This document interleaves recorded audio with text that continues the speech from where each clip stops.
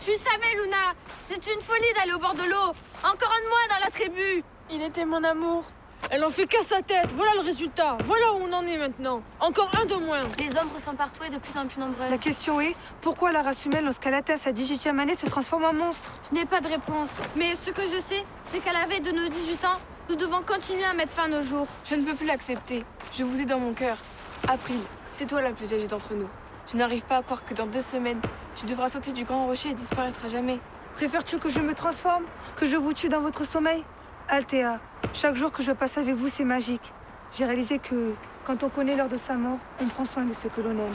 Peu importe ce que tu dis, je ne veux pas te perdre. Mais personne ne veut perdre personne, vous comprenez ça?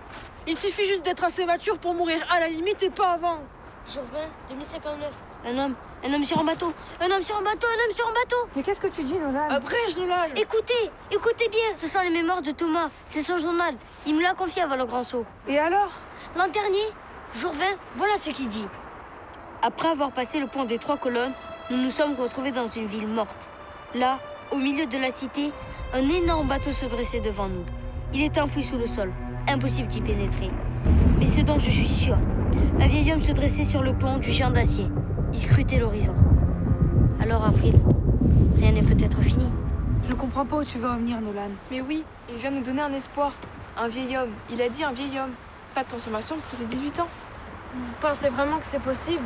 Il nous faut en avoir le cœur net. Nous partirons en direction du pont des 3 colonnes dès demain. C'est n'importe quoi! Tu serais prête à nous livrer à la mort? Sous prétexte que Thomas aurait vu un vieil homme sur un bateau? Un paquebot? Sur la terre? Ici, nous sommes à l'abri! Jamais les ombres ne sont venues nous chercher là! Elles n'aiment pas les forêts! Et toi? Tu veux nous sacrifier pour une simple vision?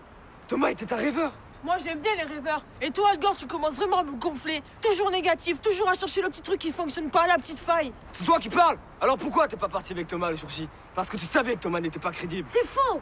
Thomas était mon meilleur ami.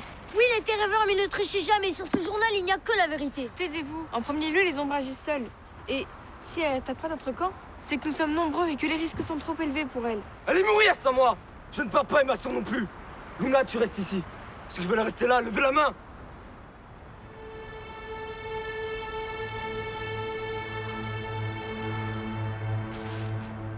Nachette, Manachette, Fatoma princesse, viens avec nous.